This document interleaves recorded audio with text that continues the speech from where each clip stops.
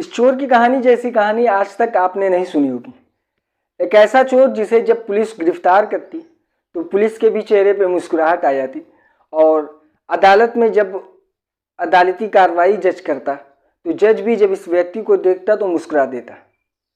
और इसने इतनी चोरियां की और इतने बड़े बड़े कारनामे किए कि शायद हिंदुस्तान के तो इतिहास में इस तरीके से कोई व्यक्ति इतने कारनामे करने के बाद भी बचा रहा।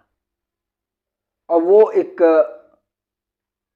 तरीके से चोरी करता, उस तरीके से चोरी करता जिस तरीके से शायद ही हिंदुस्तान में आज तक पहले किसी ने किया हो। बहुत से ठग हिंदुस्तान में गुजरे, बहुत से ऐसे चोर गुजरे, लेकिन इसकी कहानी उन सभी से ऊपर है। ये मामला हरियाणा का है। हरियाणा के रोहतक से एक लड़का पढ़ाई करता है और वो ग्रेजुएशन वहाँ से कंप्लीट कर लेता है। अब तक इसकी ज़िंदगी में कोई भी ऐसी चोरी की वारदात नहीं होती, लेकिन ग्रेजुएशन करने के बाद फिर ये नौकरी की तलाश करता है। इसके सारे दोस्त सरकारी नौकरी पा चुके होते हैं, लेकिन इसे कोई भी नौकरी नहीं मिलती और इसे ये लगता है कि सरकारी नौकरी पाना इतना आसान नहीं होगा। उसके बाद ये सोचता है कि कुछ ऐसा किया जाए जिससे अच्छी खासी इसकी इनकम हो और जितना सरकारी नौकरी करने के बाद कोई कमाता हो वो कुछ दूसरे तरीके से उतना पैसा कमा सके। अब ये रोहतक के आरटीओ में जाता है। वहाँ आरटीओ में देखता है कि आरटीओ में कैसे काम हो रहा है, किस तरीके से लोग अपना काम करवा रहे हैं, कितना फर्जीवाड़ा चल रहा है, कितने फर्जी डॉक्यूमेंट्स लगाए जा रहे हैं और ऑफिसर उसे एक्सेप्ट कर ले रहे हैं। सब कुछ नज़र में बैठाता गया और ये मामला 1964 का है। उस समय ना तो कंप्यूटर हुआ करता था, ना तो कोई भी ऐसी विजिलेंस टीम होती थी जो इस तरीके से किसी को फर्जीवाड़ा करते हुए पकड़े जाए। अब मामला इसका आगे बढ़ता गया और ये सब कुछ अपनी नज़र में बैठा लिया। नज़र में बैठाने के बाद अब वो वही काम ट्राई करता है जो काम उस आरटीओ ऑफिस में होता रहता है। वो भी लोगों के फर्जी कागजात बनाना शुरू कर दिए और फर्जी कागजात बनाता और फिर उसे फर्जी तरीके से गाड़ियाँ दिलवाता। यही सब काम 3-5 करने वाला वो काम करता। लगभग 6 सालों तक वो ये काम करता और खूब अच्छा खासा पैसा उसने वहाँ से कमा लिया। अब उसको वहाँ से बोरियत होने लगी। उसने सोचा कि अब कोई दूसरा काम पकड़ते हैं। इस काम में बहुत दिन से इसी काम में अपना दिन गुजारा है, अब कोई दूसरा काम करते हैं। उसके बाद फिर ये गाड़ियाँ चोरी करने लगा। गाड़ियाँ चोरी करता और इस बीच उसने वो कई बार पकड़ाया भी है।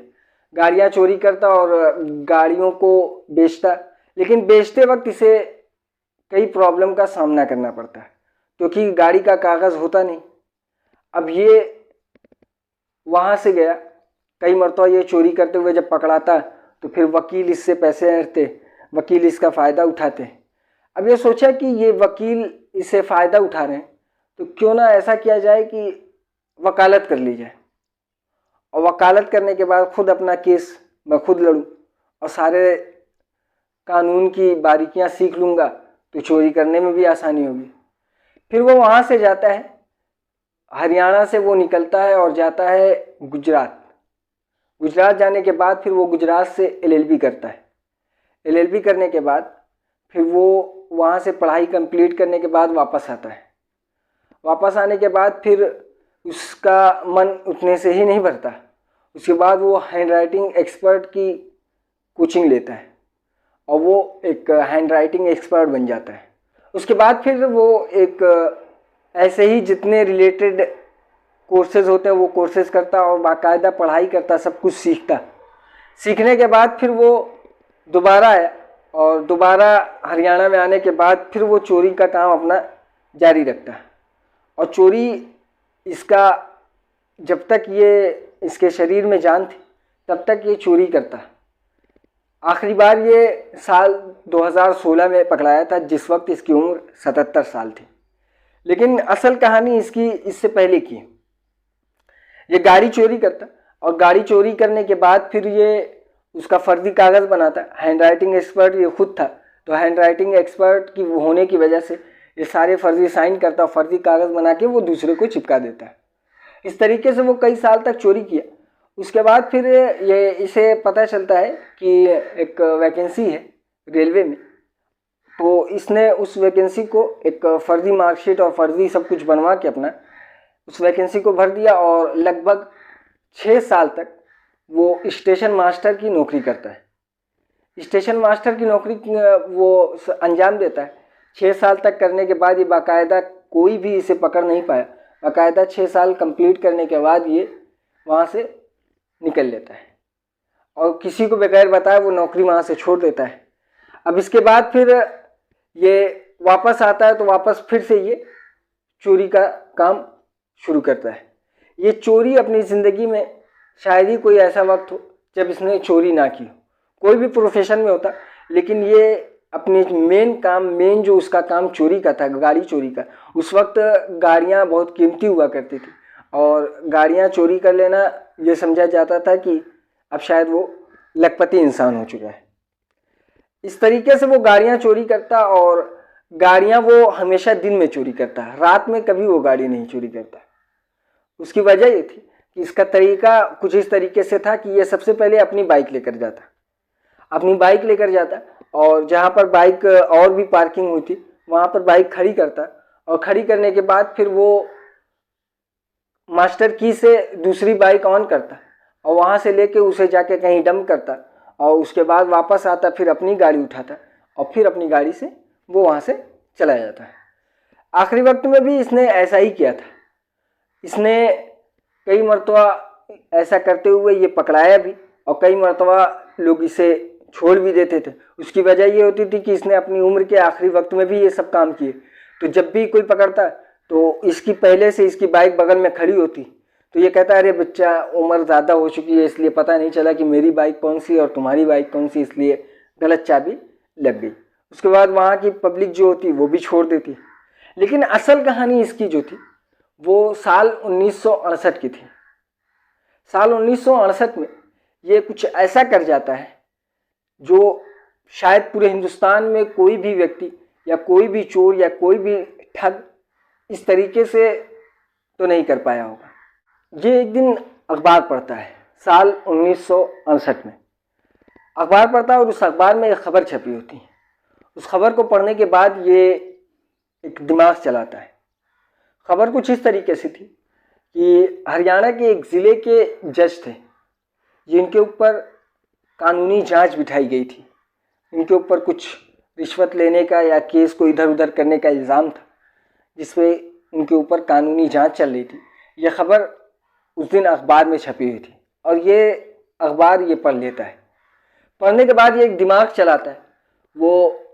ये जज जो थे वो सिविल जज थे, ज़िला जज, और जो इसने लेटर बनवाया वो हाई कोर्ट के रजिस्ट्रार का लेटर तैयार किया और बाकायदा फर्जी मोहर, फर्जी साइन और बिल्कुल ओरिजिनल की तरह से एक लेटर तैयार करता है और उस लेटर को पोस्ट कर देता है उस ज़िला जज, सिविल जज के पास और बाकायदा वहाँ से रिसीव किया जाता है। और रिसीव करने के बाद जब जज वो लेटर पढ़ता है तो उसमें लिखा होता है कि क्योंकि आपके ऊपर कानूनी जांच चल रही है और आपके ऊपर इस तरीके के इल्ज़ाम है तो जब तक ये जांच कंप्लीट नहीं हो जाती तब तक आप छुट्टी पर रहेंगे। अब ये 2 महीने के लिए आपकी छुट्टी होगी। ये लेटर पढ़ने के बाद, क्योंकि बाकायदा ये एकदम ओरिजिनल लेटर थे, और ये लेटर पढ़ने के बाद जज साहब अपनी छुट्टी लगा देते हैं और छुट्टी लगाने के बाद वो अपने घर चले जाते हैं। उसके बाद एक और लेटर हाई कोर्ट के रजिस्ट्रार के नाम से तैयार किया जाता है और वो लेटर पे लिखा होता है और वो उस हाई कोर्ट में, उस अदालत में पेश किया जाता है उस लेटर को, जिसमें ये लिखा होता है क्योंकि इस जज की छुट्टी हो चुकी है तो अब इनकी जगह फलां जज ड्यूटी संभालेंगे। ये लेटर वहाँ पर रिसीव होता है और उसके बाद फिर ये एक जज वहाँ पर जाता है और लगभग 40 दिन तक वो लगातार फैसला सुनाता रहता है। 40 दिन तक वो फैसला सुनाता है और कई लोगों को वो जेल में ही रहने की हिदायत देता और कई लोगों को वो बरी कर देता है। लगभग 2470 लोगों को इसने ज़मानत दे दी और कई ऐसे लोगों को जिनके ऊपर संगीन जुर्म थे, रेप के या मर्डर के, ऐसे लोगों को ये और कड़ी कार्रवाई का हुक्म दे दिया करता था। ऐसा चलता रहा, लगभग 2 महीने तक ये लगातार फैसला सुनाता रहा और 40 दिन के बाद, जब 40 दिन इसका कंप्लीट हो गया, क्योंकि छुट्टी जज की जो थी वो 2 महीने की थी, तो 40 दिन कंप्लीट होने के बाद फिर ये वहाँ से अचानक गायब हो जाता है। गायब होने के बाद फिर वहाँ के स्टाफ देखते हैं कि जज साहब कई दिनों से आ नहीं रहे, तो फिर वो कांटेक्ट करते हैं हाई कोर्ट के रजिस्ट्रार से कि ऐसा क्यों कि जज साहब अब्सेंट यहाँ पर हैं। तो वो रजिस्ट्रार तक जब बात पहुँचती तो रजिस्ट्रार कहता है कि मैंने तो ऐसा कोई आदेश भी नहीं दिया और ना तो मैंने किसी जज को छुट्टी पे भेजा, ये कैसे है कि नया जज वहाँ पर पहुँच गया। अब ये सुनने के बाद सबके पैर के नीचे से ज़मीन खिसक गई और वो जज कोई और नहीं बल्कि यही चोर धनीराम मित्तल था, क्योंकि इसने लॉ की भी पढ़ाई की थी। तो ये लोग कहते हैं कि अक्सर इसका फैसला जो हुआ करता था वो सही हुआ करता था।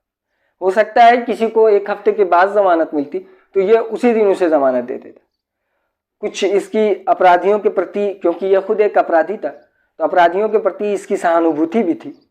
इस तरीके से वो लोगों को ज़मानत देता गया और फिर उसके बाद फिर ये कुछ दिनों बाद पकड़ाया। तो इसने बताया, कहा कि जिसको कुछ दिनों बाद ज़मानत मिलनी थी उसको मैंने पहले ज़मानत दे दी और किसी भी ऐसे मुजरिम को या कोई ऐसे कातिल रेपिस्ट को मैंने ज़मानत नहीं दी जो समाज के लिए खतरा हो। उसके बाद फिर ये मामला आगे चलता रहा। अब इसकी पॉपुलैरिटी इतनी ज़्यादा बढ़ चुकी थी कि जब भी किसी छोटे चोर या फिर कोई छोटे अपराधी को इसके बारे में पता चलता तो ये इससे मिलने के लिए लोग हुड़दंग मचाने लगते। ये लगभग 94 बार जेल में गया, 94 मरतबा ये जेल से आया। अब इस बीच जितनी भी पेशियां इसकी हुआ करती थी अदालत में, तो जब भी इसे जज देखते थे तो उनके चेहरे पे मुस्कुराहट आ जाती थी। इसने बीच में जब शुरू में ये पकड़ाता, जब वकील इसका फ़ायदा उठाते, उसी बीच ये एक बार अदालत में गया और उससे पहले भी कई मरतबा अदालत में ये इसकी हाज़िरी हो चुकी थी। तो फिर ये जब छूट जाता, फिर चोरी करता, फिर पकड़ाता। तो एक बार जज साहब ने इसे देखा और कहा कि तुम फिर आ गए, जाओ जाओ निकलो, मेरी अदालत से बाहर जाओ। अब ये बाहर आया, फिर 2 सिपाही जो इसके साथ थे वो भी बाहर आए, साथ में चाय ये पिलाया उन्हें। पिलाने के बाद वो कहता है कि मैं भी आ रहा हूँ, और वो ये कहने के बाद फिर वो वहाँ से गायब हो जाता है। अब उन सिपाहियों को लगता है कि वो सिपाही, वो चोर अंदर अदालत में गया होगा और हम लोगों से तो यही कह के आया। फिर वो अदालत में आते हैं। अदालत में जब उस चोर का नाम पुकारा जाता है धनीराम मित्तल का, तो देखते हैं कि वो वहाँ से गायब है। और गायब होने के वक्त ये बात जब उस पुलिस वालों को पता चली और वहाँ की स्टाफ, तो सबके पैर के नीचे से ज़मीन खिसक गई। मामला ये था कि वो उन लोगों से कहा था कि देखो, जज साहब ने तो मुझे बगैर केस ही सुने भेज दिया, उन्होंने कहा जाओ तुम जा सकते हो, इसलिए मैं वहाँ से निकल गया। ये सुनने के बाद जज भी मुस्कुराया, बोले कि कौन सा मतलब किस जगह उसने ले लिया। इसी तरीके से उसके कई कारनामे थे। जब भी किसी चोर को ये पता चलता कि धनीराम मित्तल फलां जेल में, तो वो कोई भी ऐसा छोटा मोटा जुर्म करता जिसकी वजह से वो जेल में जाए और धनीराम मित्तल से गुरु ज्ञान ले सके, उसके साथ कुछ वक्त वो बिता सके। इस तरीके से कई ऐसे मामले उसने किए और आखिरी मर्तबा ये साल 2016 में 77 साल की उम्र में 3 बाइक चोरी करने के इल्ज़ाम में ये गिरफ्तार हुआ था।